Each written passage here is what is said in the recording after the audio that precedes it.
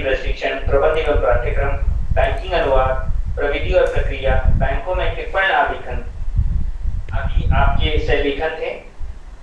और सबसे हर्ष का विषय ये है कि आपको हिंदी अकादमी द्वारा नवोदित लेखक पुरस्कार भी प्रदान किया गया है। सर बहुत बहुत धन्यवाद सर। अब मैं हमारे आंध्र प्रदेश क्षेत्र कार्यालय के मुख्य महाप्रबंधक हैं, मैं सर से अनुरोध करूंगा कि सर वो कार्यक्रम के आयोजन की अनुमति देने के साथ साथ दो शब्द हम सभी के मार्गदर्शन के लिए सर कहें, जिससे कि सर आपका मार्गदर्शन करना हमारा मनोबल बढ़ाता है। जब आप जैसे कार्य प्रमुख राजभाषा हिंदी को इतना महत्व देते हैं तो कहीं न कहीं हम जैसे हिंदी कर्मी अपने आप को बहुत सौभाग्यशाली और प्रोत्साहित होते हैं कि हम आगे बहुत सारी योजनाएं लेकर अपनी हिंदी राजभाषा का प्रचार प्रसार करें। सर जनाब सर। नमस्कार मिश्रा सर, ये हमारा बड़ा सौभाग्य है कि आप इस कार्यक्रम के लिए स्वीकृत हुए हैं। और बड़ी बात यह है कि राजभाषा का जो उपयोग नाबार्ड में किया जाता है, दिनों दिन इसकी उन्नति हो रही है और प्रति क्षेत्र में हम काफी अच्छा करते रहते हैं। इसका कारण ये भी है कि हम विभिन्न प्रांतों के लोग नाबार्ड में रिक्रूट होते हैं। इसकी बात भी हमारी जो प्रतिशत हिंदी में कार्य करने की जो है दिन ब दिन बढ़ते जा रही है। इसका कारण ये भी है हमारे यहाँ जो हिंदी के प्रचार के लिए और हिंदी के विभिन्न प्रकार के कार्यक्रमों के द्वारा काफी उत्साह दिया जाता है, जिसका कारण ये भी है आज आप जैसे महाव्यक्तियों को हम आमंत्रित करते हैं और आप जिस तरह हमें प्रोत्साहन करते हैं उन बातों को ध्यान में रखते हुए हम थोड़ी बहुत काम करने की कोशिश करते हैं। बैंकिंग में हिंदी का उपयोग काफी सरल काम नहीं है, फिर भी हमारे यहाँ यह ऐसा माना जाता है यदि आप हिंदी में कार्य करते रहेंगे तो कोई भाषा मतलब उसमें काम करने में कोई दिक्कत नहीं होती है।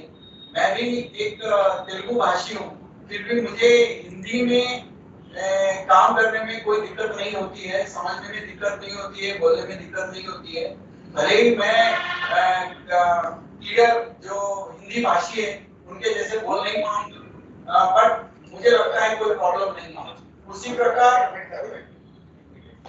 प्रकार जिस तरह नाबार्ड में हिंदी भाषा के लिए प्रोत्साहन दिया जाता है, ये काफी दूसरे संस्था हमें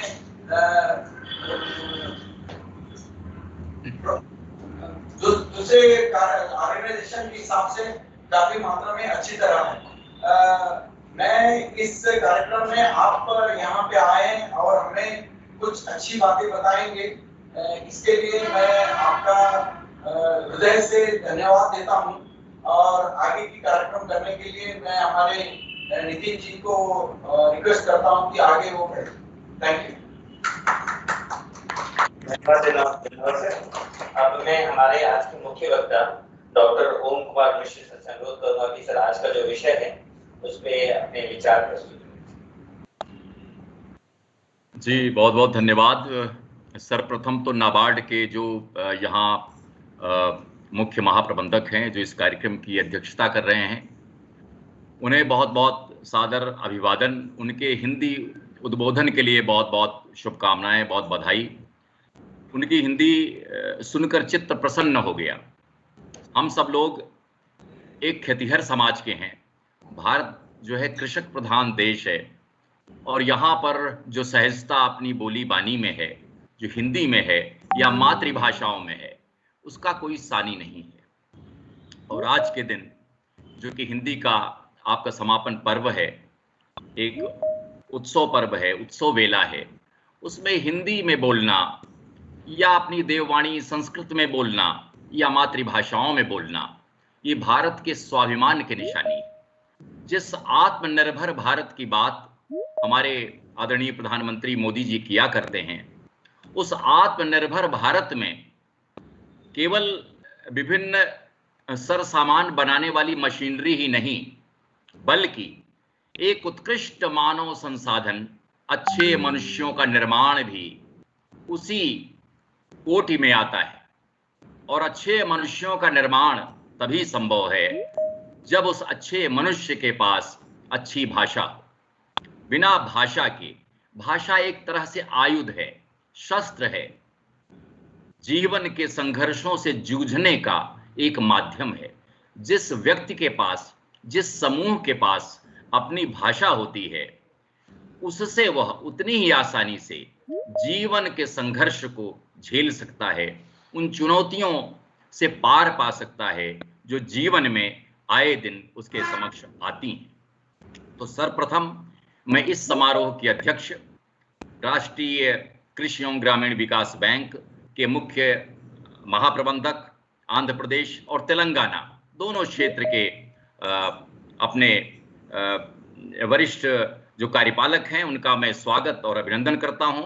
इसी के साथ मैं नितिन जैन जी का भी अभिनंदन करता हूं कि एक राजभाषा प्रमुख के रूप में नाबार्ड की इन गतिविधियों को उन्होंने ऑनलाइन देश के विभिन्न भूभागों में पहुंचाया है। बल्कि मैं कहूं कि इससे इस समय बहुत सारे राजभाषा कर्मी, साहित्य प्रेमी, भाषा प्रेमी जुड़े हैं और बैंकिंग के क्षेत्र के लोग जुड़े हैं। तो ये एक बहुत अच्छी बात है। मेरा जहां तक ताल्लुक अपने जीवन काल में बैंकिंग से रहा है, लगभग 4 दशक मैंने भी बैंक की सेवा में बिताए हैं। और आज का जो विषय है, जीवन के विविध आयाम और हिंदी, एक भाषा के रूप में, एक राजभाषा के रूप में। तो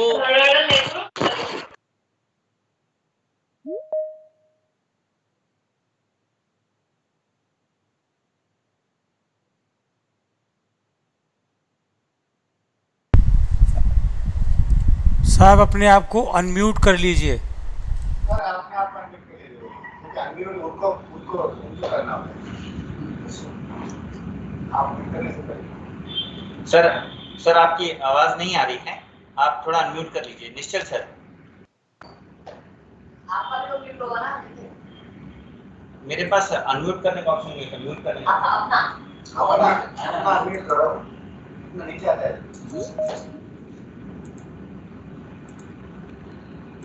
मेरा ऑन है सर, माइक ऑन है मेरा, ये है ऊपर।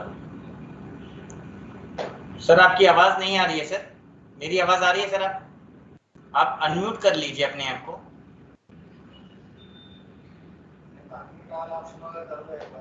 अनम्यूट कर दीजिए अपने आप। आपके पास अनम्यूट वाला ऑप्शन है तो सभी को एक बार अनम्यूट करना है।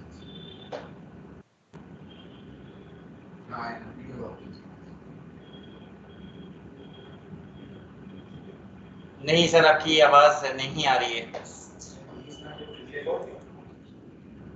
आप अनम्यूट कर लीजिए सर, अनम्यूट कर लीजिए। ऊपर में ही बगल में ही माइक का बटन होगा, उसमें कर लीजिए।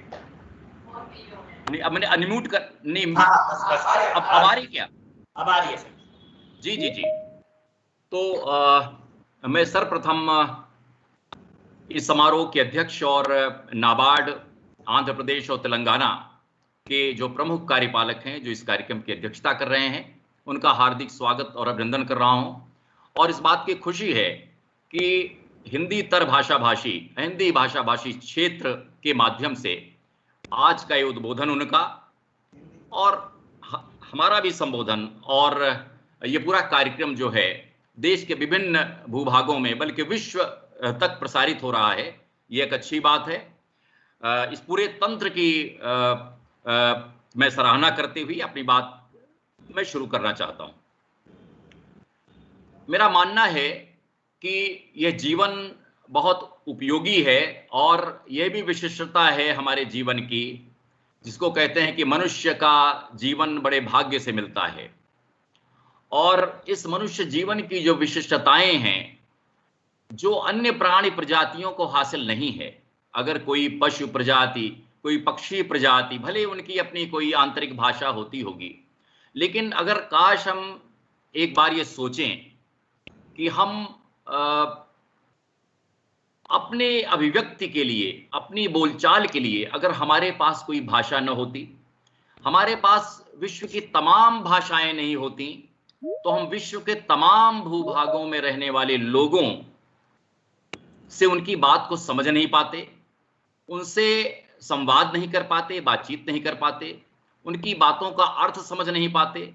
और भाषा की जानकारी के साथ जो इस पूरी मनुष्य जाति का विकास हुआ है, जिसमें साहित्य, संस्कृति, समाज, टेक्नोलॉजी, विज्ञान और ज्ञान विज्ञान की तमाम जो तहें हैं, उसमें जो भाषा का योगदान है वह कैसे संभव होता यदि हमारे पास कोई भाषा नहीं होती।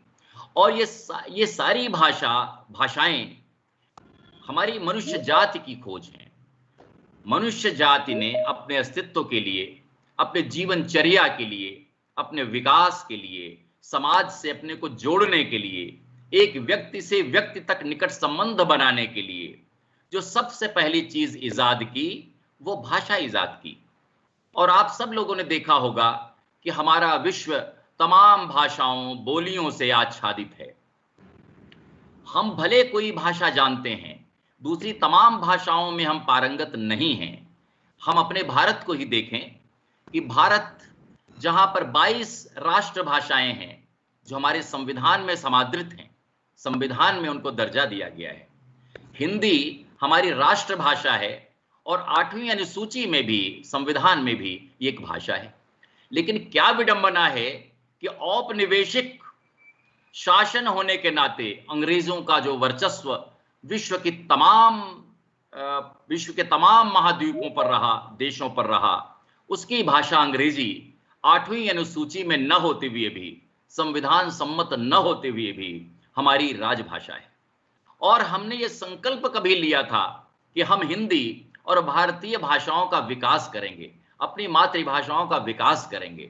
लेकिन अगर हम आज देखें कि 70 साल के बाद भी हम कहाँ खड़े हैं, जहां पर हिंदी के लिए अभी भी हमें तमाम उपक्रम करने पड़ रहे हैं। अपने क्षेत्रों में जो बोलियां बोली जाती हैं, जो भाषाएं बोली जाती हैं, उनको भी हम स्वाभिमानी तौर पर इतना उन्नत नहीं बना पाए हैं कि उन भाषाओं में पढ़कर हमारे बच्चे नौकरियां हासिल कर सकें, वे अपने खुद का विकास कर सकें, समाज का विकास कर सकें, कृषि का विकास कर सकें, तकनीक का विकास कर सकें, विज्ञान का विकास कर सकें और इस तरह कुल मिलाकर जीवन को उपयोगी बना सकें, जीवन के विविध आयामों में भाषा की महत्ता को प्रतिपादित कर सकें। इसलिए मैं जब भी जीवन की बात करता हूं, ये जो जीवन हमें हासिल है, उस जीवन के कुछ उद्देश्य होते हैं। अगर हम अपने शास्त्रों को देखें, अपने उन मंतव्यों को देखें जो कि हमारे महापुरुषों ने व्यक्त किए हैं, तो उन मंतव्यों को प्रकट करने का माध्यम भाषा ही रहा है। एक जमाने में जब हमारे यहाँ संत साहित्य का प्रचलन हुआ, तो धीरे धीरे हमारे जो संत थे, हमारे मर्मज्ञ साहित्यकार थे, और तब संचार का कोई साधन नहीं था, तब कोई टेलीफोन नहीं था, कोई नेटवर्क नहीं था, इंटरनेट नहीं था, और विज्ञान की वह कोई ऐसी प्रणाली विकसित नहीं थी कि हम अपनी बात को विश्व के पूरे भूभाग में या देश के पूरे भूभाग में किसी खास हिस्से में उतनी ही तेजी से प्रसारित कर सकते।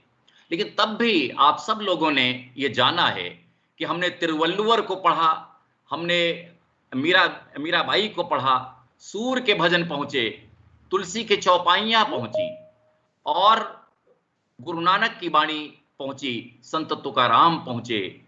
और इस तरह से हम देखते हैं कि जितने भी संत महात्मा हुए, उनकी आवाज हमारे देश में पहुंची।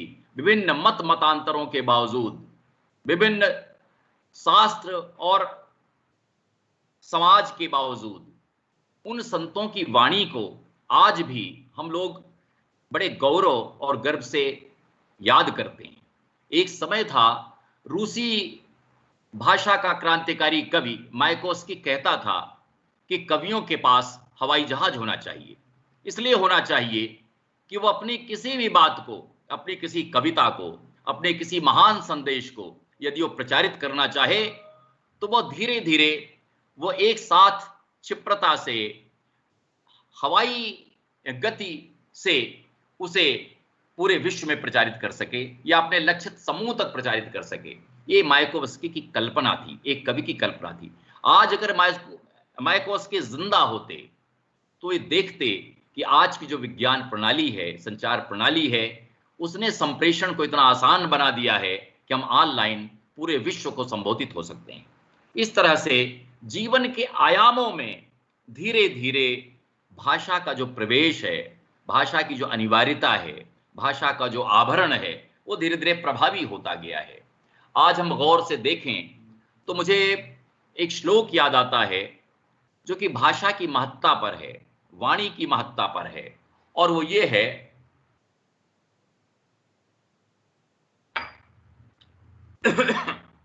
केयूराणि न भूष्यन्ति पुरुषं हारा न चंद्रोज्ज्वला न स्नानं न विलेपनं न कुसुमं नालंकृता मूर्धजा वाण्येका समलंकरोति पुरुषं या संस्कृता धार्यते क्षीयन्ते खलु भूषणानि सततं वाग्भूषणं भूषणम। वाणी की क्या उपादेयता है? केयूराणि न भूषयन्ति पुरुषम, पुरुष जाति, मनुष्य जाति को आभूषणों से सज्जित नहीं किया जा सकता। आपके पास बहुतेरे आभूषण हैं, लेकिन उन्हें पहनकर आप सुशोभित नहीं हो सकते। केयूराणि न भूषयन्ति पुरुषम हारा न चंद्रोज्ज्वला, नहीं चंद्र के समान धवल उज्ज्वल हार पहनने से मनुष्य जाति सुशोभित होती है। नालंकृता मूर्धजा, नहीं अलंकृत बालों से, अलंकृत केशों से कोई सुसज्जित हो सकता है। तो फिर किससे वो सुशोभित होता है? उसके इस अलंकरण में, आभरण में किसका योगदान ज्यादा है?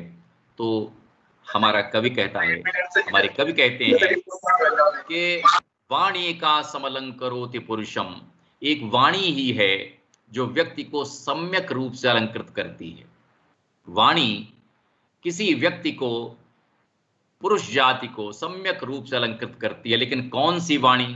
वाणी का समलंकरोति पुरुषम या संस्कृता धार्यते, जो वाणी सुसंस्कृत हो। हम किसी को बोलते हुए देखते हैं तो कहते हैं क्या अच्छा बोल रहा है, और किसी ऐसे व्यक्ति की भाषा सुनते हैं जो बहुत रूड, बहुत जड़ और बहुत आक्रामक होती है, तो हमें कहते हैं देखिए इसकी भाषा में कोई संस्कार नहीं है। तो वाणी का समलंकरोति पुरुषम, एक वाणी ही है, और वह वाणी सुसंस्कृत वाणी है जो कि हमारी पुरुष जाति को, उसको गुणों से सुशोभित करती है। इसलिए जीवन में जो भाषा है वो जीवन को संस्कारित करती है, समाज को संस्कारित करती है, व्यक्ति को संस्कारित करती है, और एक सकारात्मक ऊर्जा का विकास करती है। हमारे यहाँ पर कहा गया है कि कौवा किसका धन हर लेता, कोयल किसको दे देती है? कौवा किसका धन हर लेता, कोयल किसको दे देती है? केवल मीठे बोल सुनाकर सबका मन वो हर लेती है।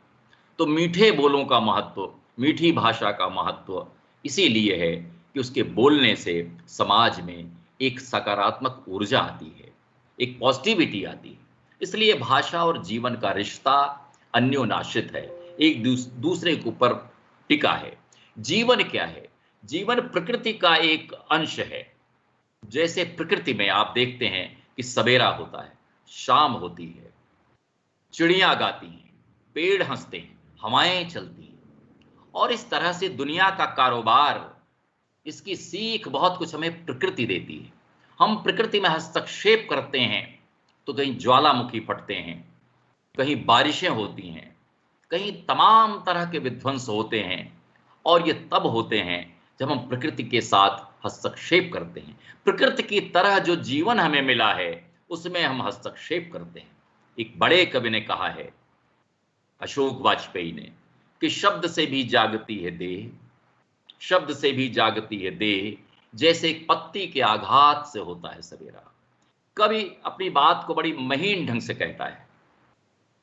ये जो शब्दों से जो जागरण है, हम शब्दों से ही जगाते हैं, जागते रहो की आवाज लगाते हैं। सोए हुए समाज को, जो सचमुच का नहीं सोया है, जो जाग रहा है और सोया हुआ है, उस जागे हुए सोए हुए समाज को हम जगाते हैं, तो वो उसमें भाषा का योगदान होता है। हम उसे पुकारते हैं। पुकार की भाषा है ये जागरण की भाषा है, ये क्रांति की भाषा है, ये हुंकार की भाषा है, ये संगीत की भाषा है।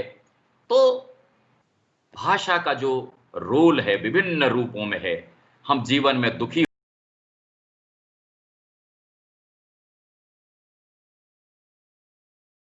सुख से भरे होते हैं तो हम कुछ अच्छे गीतों की ओर जाते हैं, हम संगीत की तरफ जाते हैं, अपने मन को निर्मल और प्रसन्न करते हैं। तो शब्द से भी जागती है देह, जैसे पत्ती के आघात से होता है सब। सिद्ध नहीं किया जा सकता कि पत्ती का आघात कितना कोमल है धरती पर, वो धरती ही जानती है कि पत्ती का आघात कितना सुकोमल है।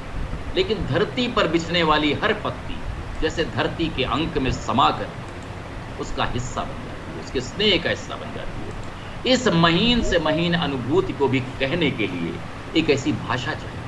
कभी ही ऐसी भाषा इजाद कर सकता है जिसके माध्यम से हम समझ सकते हैं कि धरती का और इस जीवन का क्या रिश्ता है, धरती का मनुष्य से क्या रिश्ता है, धरती का स्त्री से क्या रिश्ता है, धरती का पुरुष से क्या रिश्ता है, और हमारी झीलों, नदियों, सागरों, पेड़ों,